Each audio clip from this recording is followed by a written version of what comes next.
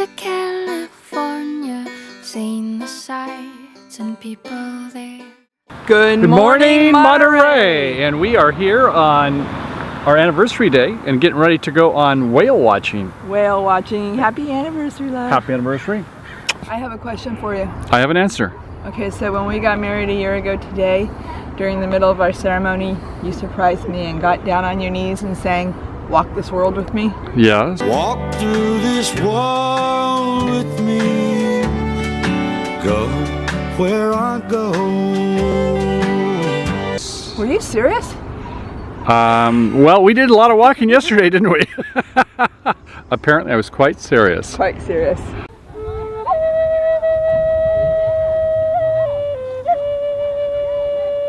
So whales, what's a whale?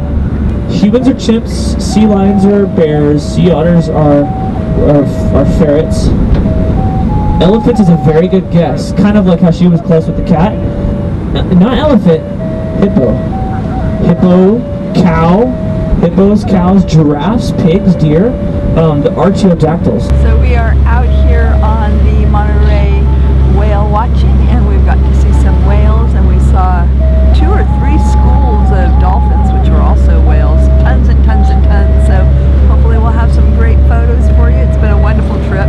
Kaliki right here is being such a good boy. It's a little bit hard to move around with the leash, but we're managing, and we're getting a lot of help because he's everybody's friend. How about you? Are you having fun? Well, let's see, coming here from the other side of it, so far so good. It's been a great day, and I gotta say, the weather is beyond phenomenal. It's actually very calm, I'd say. We started off with maybe about 5-10 foot waves. We were kind of cresting them. A couple people went on the back of the boat and started chumming, but for the most part, I think the 30 or 40 of us are good spirits, wouldn't you say? Definitely so. And I brought, it'll probably take me way longer to pull it out than you guys want to watch, but if you never knew this before, you'll know it now. You heard it here first, ladies and gentlemen. Gin. It's ginger. I forgot what else is in it. Something kind of zesty in there. Zesty. Yeah. Anyway, if you're going to go on a tour, get it.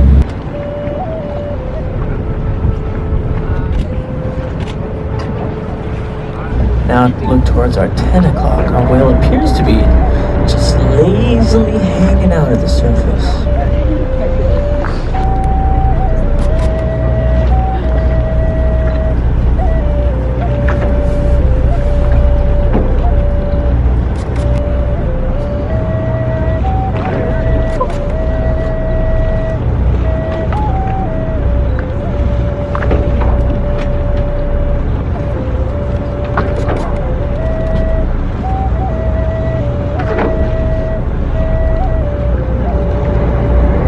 Very top-notch scientists on these boats over here, and they're about to tag a whale, and you're gonna get to see it.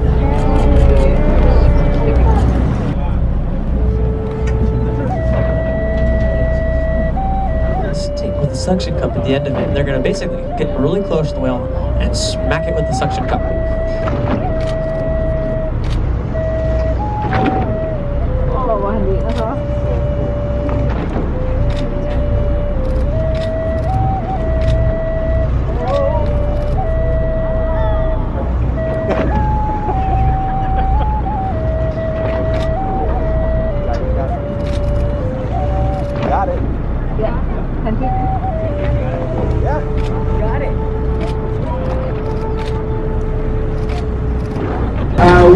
What Ari just did out there is he put on one of our suction cup tags. These tags have 4 suction cups along the bottom here. And these tags stay on the whale for about 6 to 24 hours. And they're logging a lot of like the orientation and motion of these animals. So we can look at their feeding behavior and their diving behavior and their overall activity. And then our tags also have a pair of dual video cameras on them.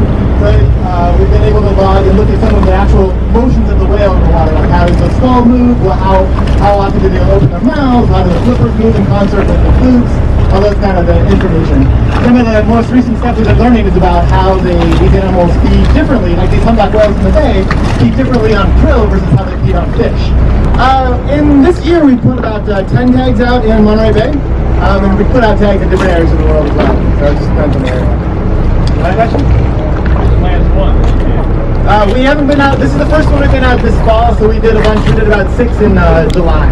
We were tagging, there were a bunch of blue whales and fin whales out in Monterey Bay in July this year, so we did some work with those ones as well. But a lot of what we do is the comparisons too between species and how does blue whale feed versus how does a humpback whale feed. I got a question. Yeah. So you guys got your echo sounder. Are you able to measure like fish or krill per unit area, or is it mass? You can measure, if you take some averages, so you can understand, you can make an assumption about the average size of a krill in the bay. You can do both. You can enumerate the number of krill out there and get a biomass estimate per unit area. Super cool. Wow. Yeah, so how many people work in your profession doing this, and where does your funding come from? Good questions. So you asked how many people work in this field and where does our funding come from? There's about 3 or 4 different groups that do this kind of work, and you can see this is a collaboration between about 4 groups right here. And across the world, and people get funding from different sources. Every once in a while we can get an NSF grant, we get a lot of university institutional support, we do get some private donations.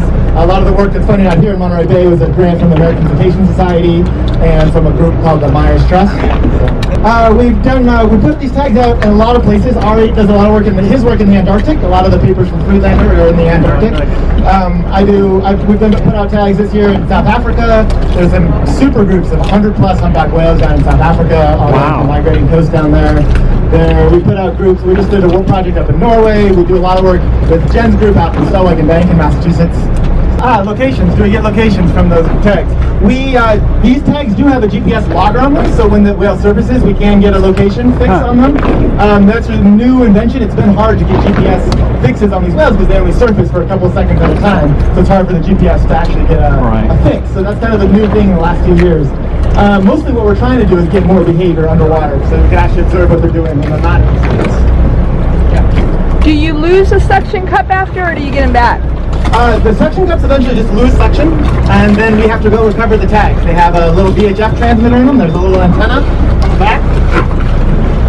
So we have to, after the tag pops off, it just floats to the surface, and then it gives off this signal about once a second, and we go refine that tag. Great. So it's a little bit like a needle in a haystack. Yeah. Good stuff. Have you ever seen anything that really surprised you that you didn't expect to see? Every time we do one of the deployments with these new camera tags, we see something new and interesting. Wow.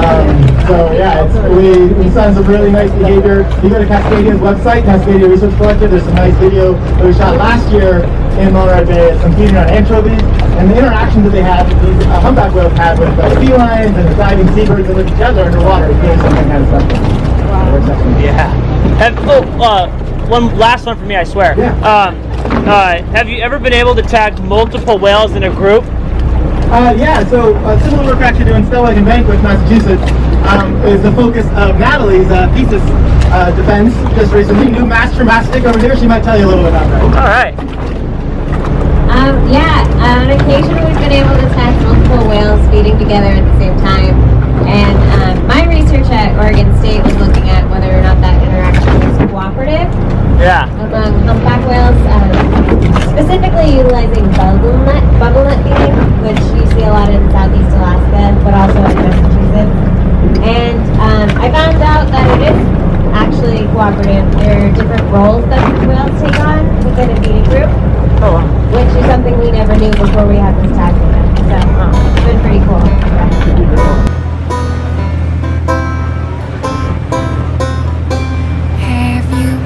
To California, seen the sights and people there. Walked the streets of sleepy sea towns, tasted salty ocean air.